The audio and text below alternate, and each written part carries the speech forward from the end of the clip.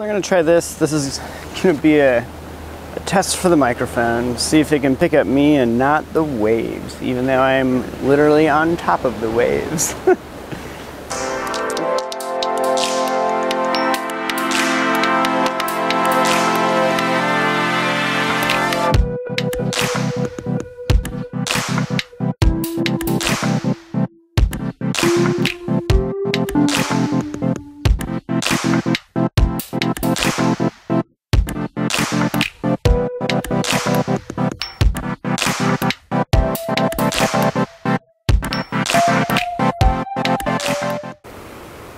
As the philosopher Rick Jagger tells us, we can't always get what we want. Oftentimes this is because we don't have enough money to buy it, but other times there's supply chain issues. Think about toilet paper in March 2020. But then there's other things, you can't get certain foods in certain regions, or maybe it's just not seasonal, so you can't get it fresh right now. But then there's other things that are limited by more than just cost. During wartime, the government might set rations on things like sugar or flour or certain metals or things like that. But then we also have to ration other things like medications, care by physicians, visits to the emergency room, stays in hospitals, surgical operations, MRIs, diagnostic tests, in vitro fertilization, bone marrow transplant, blood fusions, genetic screening, respirators, and so on. So usually, like, how is this distributed? We would think, first come, first serve. Like, you have to have an ability to pay either through insurance or, cash. Yes, their emergency rooms will stabilize a patient, but they're not going to do many diagnostic tests beyond that. But there's still some medical goods and services that, the ability to pay is not going to be enough. This is how it was with dialysis machines in the beginning. And this is how we need to think about organ donations. These are going to be decisions about the allocation of these scarce resources. There's, other than like the general distribution of healthcare, which we talked about in, lecture 3.2 or 3.1, this is going to be the allocation of, specific things. So, and organ donation is going to be the most, problematic or the most serious, issue that we're going to think about this distribution of that resource. And part of that is because with, unlike other medical resources, like we can't just make more tissue. We can't make more organs and whatnot. So organ transplants, they're going to offer this, last minute salvation almost from certain death. And so right now we know we can transplant, we've successfully been able to transplant kidneys, hearts, lungs, livers, intestines, and pancreases. And it looks like maybe soon, ovaries, testicles, spleens, gallbladders, esophages, the plural of esophagus, so esophageals, and stomachs might soon be able to be transplanted. But right now the main problem is rejection. The body is rejecting the foreign tissue. So this happens because the organ that is donated then starts producing proteins, but these proteins are going to be alien to the body. So the body's immune system is going to set up its defenses and start attacking this organ. So in the beginning they started giving patients some drugs to suppress their immune system. But then this left them very vulnerable to infections that they would have normally been able to, fend off. Things got a lot better when they started using cyclosporine, which is able to turn down parts of the immune system, but it's also able to leave them strong enough to be able to fight off these normal common infections. So, we're getting better. Tissue matching used to be much more important and restricted and limited, but we're getting much better and we're understanding much more about tissues and how to do these transplants and whatnot. All right, so let's look at some statistics. How successful are these, transplants? So in the 1970s, kidney transplants had a 50% success rate after a year.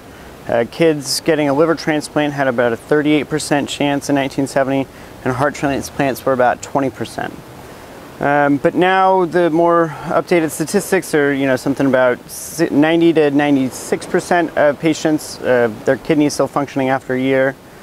Kids with a liver, it's 75% after a year. Heart transplants, it's 88% now. And so then we didn't have lung transplants in the 70s, so we didn't have numbers to compare them to, but currently lung transplants from a deceased donor are functioning at 84% after a year. So 84% of people who get a transplant have functioning lungs after a year. And then if it comes from a living donor, the success rate after a year is 100%. So one thing to note is that, if a child receives a kidney, or if a child receives a liver, and it's still functioning after a year, they have a chance at a normal life. So that's pretty awesome, pretty cool to hear. So the life expectancy of a person on dialysis is about 5 to 10 years, although some patients live to about 20 to 30 years. People who receive a kidney transplant from a live donor, their kidney tends to last them about 15 to 20 years before they would need a transplant. And a donor from a deceased person is, a kidney from a deceased donor is going to last 10 to 15 years before that one needs to be replaced. So live tissue donations are, going to have a longer and better impact. So there are about 700,000 people in the United States with renal failure who are affected by it, and estimated 2 million people worldwide. So we'll get into this, but Medicare covers anyone with renal failure or in need of a kidney transplant. They make up 1% of people on Medicare, but they account for 7% of Medicare's budget. So we're spending way more on the smaller population. So yeah, that's definitely something to think about. And then, so the transplant list, so there's 100,000 people in the United States who are on the transplant list, but last year there was just about 20,000 donations available. So this means, 1 in 5 people who are on the transplant list are not going to get a donation. And the need for donations is continuing to rise. It's been about 8% the last few years. Kidney failure is disproportionately affecting minorities and low incomes as compared to white Americans. So African Americans are 3.5 times more likely to suffer from kidney failure. Native Americans are 1.5 times more likely, and so are Hispanics compared to white Americans. So the mortality rates can vary depending on the kidney failure treatments. So after 1 year of treatment, those on dialysis have a 15 to 20% mortality rate with a 5-year survival rate of 50%. Compared to people who receive a transplant, the survival rate after 5 years is 80%. So that is a substantially higher survival rate, probably lower mortality rate, and on top of that, just the quality of life is different from someone who receives an organ donation as opposed to someone on dialysis. Someone on dialysis, their schedule revolves around their dialysis. They also have to take medicine, whereas the person with an organ transplant, they have more freedom and more independence. They are still taking medications and they're still immunosuppressed, so it's going to be not a normal life, but it's definitely way better than living on dialysis. So because of these high success rates and the high demand, the demand will always exceed the supply. And when there's a conflict, someone's going to need to decide who should receive the available organs.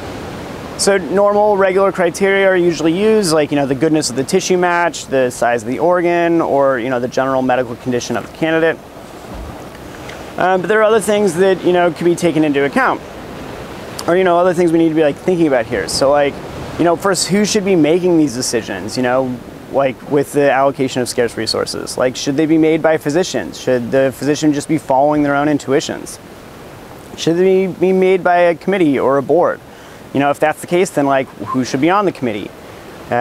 Should patients have to advocate in front of the committee, or should they have someone speak on their behalf for their interest? So should they be using explicit criteria? And if so, which criteria should they be using? Are things like age, race, gender, place of residency, like, are those going to be relevant? Or should we be considering, like, the character or the accomplishments of the candidates? Can we estimate their worth to the community? Should that even play a factor? Should people who are parents be considered special consideration? But then can we also use certain standards to eliminate other candidates? Smokers or alcoholics or people who are obese? Or, are these valid medical reasons for discriminating against people? Or are these a part of someone's chosen lifestyle, and so we can't use them to discriminate against someone? Think about this. So, when we're having to ration ventilators and hospital beds right now, like, should someone's vaccine status be a criteria that we can use to possibly eliminate them as a candidate in, rationing these scarce resources? So these are just some of the medical resources that we need to ration. The physician's consultations, nurse care, physical therapy, medications, diagnostic MRIs, chemotherapy, cardio, angiographs. Like, these are all things that, we can't give everyone all the time. Like, we have a limited amount of time, resources, and people who can perform these surgeries and procedures. So we need to be, thinking about how to ration a lot of things. So these are just some of the considerations, when we're thinking about how to distribute medical resources. And rationing organs is one of the more serious ones, and partly because we can't just make more organs. As we can make more ventilators, we can make more hospital beds, we can set up emergency tents outside for the overflow, but we can't make, there's no way of making more kidneys. Like, that's just, we're stuck. So this was first brought to the attention, kidneys specifically being so important and so dire of a situation, that it was brought to the attention when we had a shortage of dialysis machines. Kidneys filter the waste out of the blood system. So this is going to be waste from ordinary cellular metabolism. As the cells grow and divide, they're going to release, trash, and the blood's going to come along, pick up that trash, and bring it over the kidneys to be filtered out. Which is then excreted in the form of urine. So, this, trash is going to be salt, urea, creatinine, potassium, uric acid, and other things. So if the kidneys aren't functioning properly, this waste builds up in the body, and it can cause things like high blood pressure, heart failure, tissue swelling, muscle seizures, and if it's left untreated, then it can result in death. So in the early 1960s, a kidney center in Seattle, Washington started treating people with end-stage renal failure. They started doing this through a process known as hemodialysis, or we just commonly call it dialysis today. This is the process of cleaning the blood outside of the body and then returning purified blood back to the body. When this started, there were more candidates than there were machines. Obviously, there was more people who needed dialysis than there were machines available, or time on the machines. So the kidney centers set up a committee to determine who would receive this treatment. Other centers started up setting up renal centers themselves, and they face the same problem, too many candidates and not enough machines. So in 1973, Congress passed a law that guaranteed that anyone with end-stage renal failure would have treatment covered by Medicare. Yes, not Medicaid, Medicare. So this virtually guaranteed that anyone who wanted dialysis or a kidney transplant could possibly get one.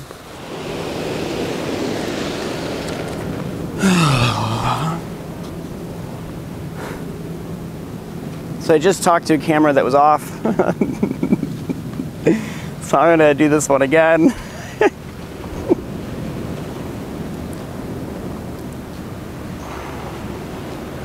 So it's nice that Congress passed that law and that we're able to help out people with end-stage renal failure, but what is the cost to society?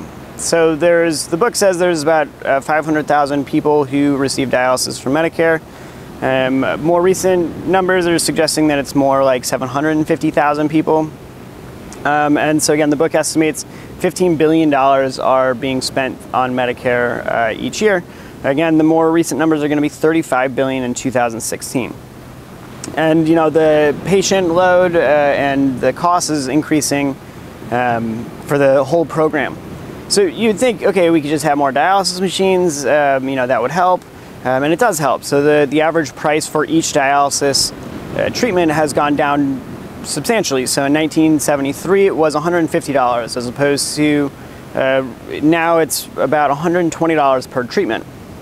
The problem though for the whole kidney program is that we didn't expect this many elderly or diabetics, and so it's about there's 4 times more people needing the treatment than we initially thought. So even though the cost per individual treatment has gone down, the number of people needing the treatment has gone up, and so the overall cost of the kidney program has gone up. So these are some numbers from the UCSF kidney program. So, roughly 750,000 Americans live with kidney failure. They make up about 1% of the Medicare population, but they account for 7% of the Medicare budget.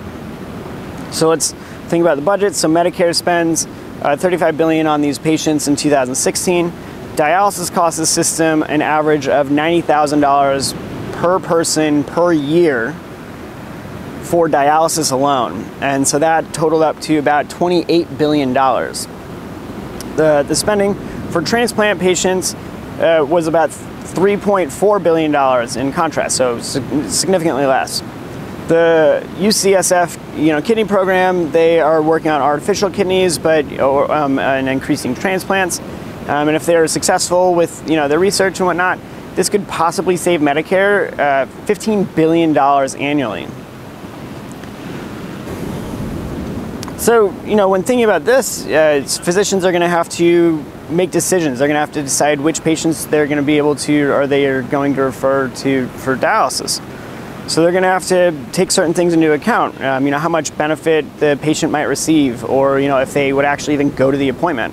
Obviously, they need to go to these appointments, otherwise they're going to die. But it's a huge cost, not only to them but to society as well. The equipment, the facilities, the time of the doctors and nurses and the technicians setting it all up. Again, it's about $90,000 per year per person. On top of that, dialysis shouldn't really be considered a long-term solution. It's more of a short-term solution, a stopgap. Like, we can use this to figure out what to do next, or how to treat end-stage renal failure next. But putting someone on a dialysis machine is going to really reduce their quality of life. They're going to have to spend 5 hours every time they go to one of these treatments. It's roughly 3 hours a week. And they might not even live close to the treatment center. They might have to travel pretty far. So that's just the time they're spending there. And so their whole lives, their entire schedule revolves around these treatments. So even when treatment is successful, there can be medical complications or psychological side effects. So, prolonged dialysis can cause neurological disorders, severe headaches, gastrointestinal bleeding, and even bone disease. Severe depression is common amongst people before they even start treatment. One study found that 5% of dialysis patients choose passive suicide. They essentially just stop treatment, and they understand that that's going to result in their death.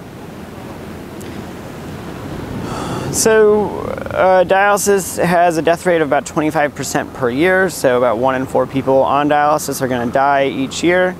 And a diabetic 55 and older only has an 8% chance of living after 1 year on dialysis. So, it's not a great solution, and it's not, a final solution for sure. We need to keep figuring this out. We need to do more research. Okay. So because of this, doctors are, having to consider things like the patient's motivation, psychological state, ability, or, to handle the treatment, their age, and just their general physical condition. Are they healthy candidates? Doctors are human, and when doctors are having to estimate these things, our biases are naturally going to slip in. So when doctors are estimating things like, a patient's motivation to save their own life, or their understanding of what dialysis takes, or their commitment to adhere to the diet or the strict schedule and regularly showing up. When doctors are having to estimate these things of their patients, doctors tend to, favor middle-class white people.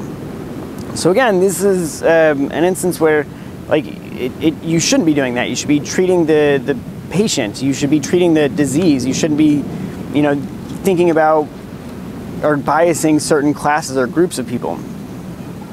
So this is partly why, certain criteria that some people consider, as objective criteria should be used. But even when we use these so-called objective criteria, it's still going to lead to these biases, and that might not be a good thing. So there's other alternatives though than just dialysis now. We could increase the number of transplants. This would greatly improve the quality of lives for people and lower the cost in the kidney program. Another alternative is to have at-home kidney machines or at-home dialysis machines. Sorry. This would improve people's quality of lives. They can do things in their privacy of their own home. They don't have to travel to the center. But this isn't totally practical. A lot of people live alone, or they're elderly and they can't take care of themselves, so this just might not be feasible. So you might be thinking, okay, this is great for people with end-stage renal failure, we should take care of them, but when we take a step back, it's like, what about other diseases? Why is kidney failure the one that's federally funded? What about other ones? So this is a question about, macro allocation. But we've just been talking about micro allocation. So macro allocation is going to be concerned with healthcare distribution in generally. Again, this was lecture 3.2, I think. So micro allocation is what we've been talking about. This is the allocation of this good or service. We're going to be, these decisions are going to affect these 5 people when we're deciding between which one of them is, going to get a heart transplant. So decisions about macro allocation are going to be more indirectly impacting people's lives, whereas in contrast, decisions about micro allocation are going to affect this patient in particular. We've been thinking about micro allocation for organ transplants, but as obviously I mentioned, there's other things that we could be doing. So we have cardiac resuscitation teams, microsurgical teams, space in the burn unit or the intensive care ward, hospital beds, drugs and vaccines. Medical evacuation helicopters, operation rooms, and just honestly, the time that physicians have is a scarce medical resource.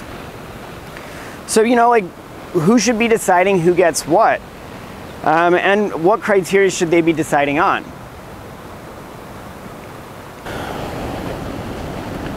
So now let's turn to the classical ethical theories and see how they might allocate scarce medical resources. So the distribution and allocation of scarce medical resources is often compared to lifeboat ethics. So, what would we do if we were stranded on a lifeboat? So if someone sacrifices, others, have a better chance of living, but who should be sacrificed? So one answer to this question is no one. Everyone has the same equal worth, and thus sacrificing anyone is morally indefensible. Doing nothing is the better moral, alternative.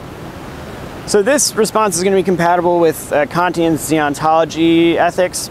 So first, this approach of do nothing is pretty similar to Kant's response to the inquiring murderer. So Kant famously is, anti-lying. He says you should never ever lie. You should never ever make a false promise is what he says. And a lot of people take this approach to mean that you should always be telling the truth, but that's not the case. So imagine someone comes to your house and, they're trying to kill your friend and they're like, oh, where's your friend? It's you should lie to that person. But Kant's going to say, no, lying is always prohibited. So maybe you could just do nothing. Maybe you could distract the murderer, be like, oh, why are you looking for John? What do you think about him? Or just start distracting him. Don't ever tell him, even if you know where John is, don't ever tell him where John is. Just do nothing. So that's this do nothing approach is compatible definitely with the Kantian idea. But then also, it's very clear that on Kantian ethics that everyone has the same moral worth. Everyone should have the same, value. So considerations such as talents, intelligence, age, social worth, these are going to be morally irrelevant to, decisions when we're deciding how to, ration scarce medical resources. So this might suggest that when there's not enough to go around, that no one should get anything. This would be so when there's not enough dialysis machines to go around, no one gets it. But that doesn't necessarily follow from the Kantian principle. We can treat everyone with the same moral worth and dignity if we select at random.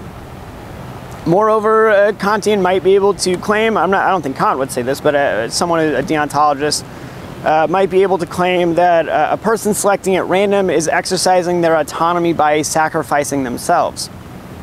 So the maxim that's supposed to maybe underline this reasoning would be any rational person might be expected to sacrifice themselves in situations under the conditions which the decision was made. So it's like, if you entered the lottery and you got on the lifeboat and you understood how the decision was going to be made and you're a part of the decision, and you were selected to sacrifice yourself, then you might be morally obligated to do that, even if this contradicts our rational drive to preserve ourselves. And so this is also clearly in tension with Kant's other formulation of the categorical imperative, that you shouldn't use people as mere means to an end. It seems like if you're going to sacrifice yourself for others, that you're using your body as a mere means for other ends. And also, Kant is very staunchly anti-suicide, so I'm not quite sure he would endorse that. But there's a way of reasoning there. So natural law theory, is going to have a very similar line of reasoning. Although we have a responsibility to preserve our lives, there also seem to be situations where we need to risk our lives. Everyone has the same moral worth and we should preserve it, but there might be situations where it's morally acceptable for us to cast lots. Again, like the lifeboat ethics situations. So utilitarians, like classical utilitarians, it's going to be depending on how you do the calculations, what's the morally beneficial thing for society as a whole. This approach isn't going to hold to the principle that everyone has the same moral worth. Utilitarians aren't going to take that into account. Rather, they think that the consequences are what should be taken into account. So the scarce medical resource should be given to the person who's going to have the greatest net effect on society's welfare. So, if you're deciding between Jeff Bezos getting a kidney transplant or me getting a kidney transplant, Jeff Bezos seems to give society more social, benefits than I do. So that would justify on the utilitarian grounds giving him a kidney transplant over me. So that would be, a consideration of, social worth. The other things they might take into account are education, occupation, age, accomplishments. So, maybe I would be able to not be compared to Jeff Bezos, but yeah, he probably has more social worth than I do. Bummer. Okay. So this approach requires us to, set values to each one of these considerations. So whether it's age, education, how much do we value education? How much do we value age? Are these important? Are those important? Is a teaching award in philosophy important?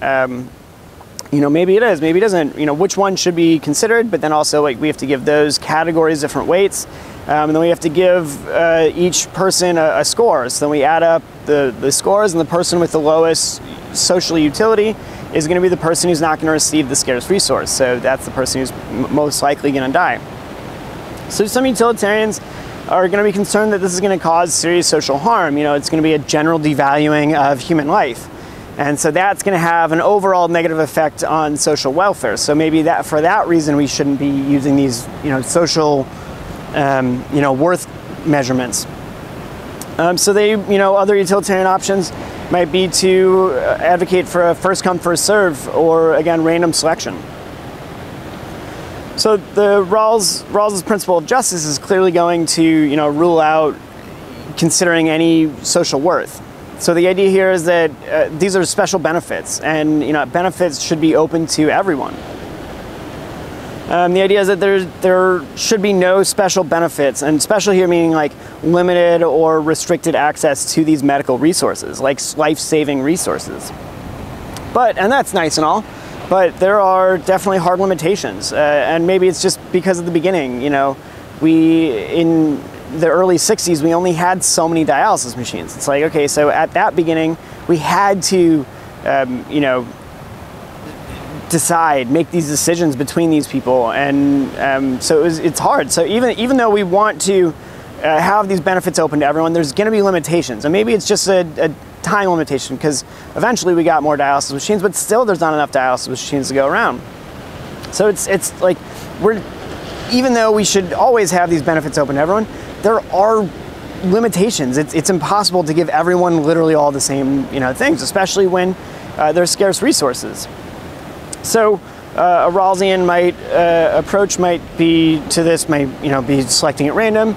Everyone seems to agree selecting at random is going to take out all these biases and treat people fairly. But maybe, so behind the veil of ignorance is how he comes up with his principles of justice. So maybe there's a way that a Rawlsian could, come up with a way of, creating these principles from behind a veil of ignorance. All right, so none of these approaches are going to tell us how or who should be making these decisions. So whether it's the doctors or someone else, the utilitarian approach is going to say, the people making the decision should be in the best position to make decisions about and judgments about the society's overall welfare. But doctors don't really seem to be people who are in that position. They're doctors, they're great at medicine and all that, but they're not, they maybe shouldn't be in charge of social policy, or they're not in the best position to dictate social policies. So one alternative might be to say maybe we should have a board of community members, and to more accurately represent all of society's different perspectives. Okay, so that is the allocation of scarce resources. Before you guys come to class, I just want you to think about this, because we think about most of our lives, we can get what we want, or if we can't, it's a limitation of money, and we understand that, if we had more money, maybe we could get it. But there's other things that we just can't get. Like if you need a kidney, you can't get a kidney. Like there's certain limitations on access to dialysis machines. So we have situations where we need to think about this, and we need to think about what principles should we be using, what considerations should we be using, and which ones shouldn't we be using. Which ones are going to discriminate against people and treat people unfairly. So yeah, these are the things I want you guys to think about beyond just kidney transplants. Think about other scarce medical resources. Think about triage. So in wartime, when you're having to decide between 2 gunshot wounds, which patient do you treat? Does their rank matter in that situation? Or things like natural disasters. So when there's a flood, think back to Hurricane Katrina, when all the people were in the Superdome. There's only so much medical care and attention that can be, distributed there. Like, how do they decide which patients are in need of those care and need of those treatments most need, and how do they make these decisions? So even if kidney transplants are one thing, and even if this, we are able to overcome this problem with artificial kidneys or artificial hearts, that's great and it's wonderful, but we're still going to eventually have to think about how to ration scarce resources. So that's what I want you guys to think about as you come to class. I'll see you guys there. Functioning after a year. In 1970, kidneys were functioning. You had a 50% chance of your functioning after a year. Got the plane to give it a second. Let's cut this one out. Coronary angiographs. Not quite sure what that is. I guess a heart, something to measure the heart, I assume.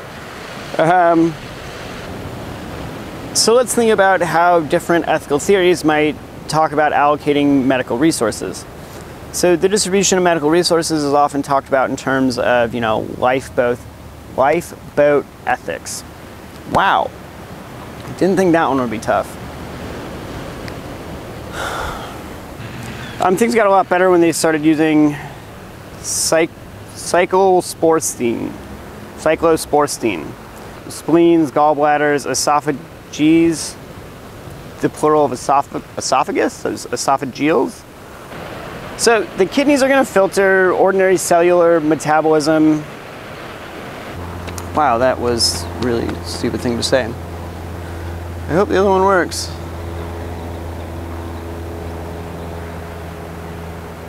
Huh.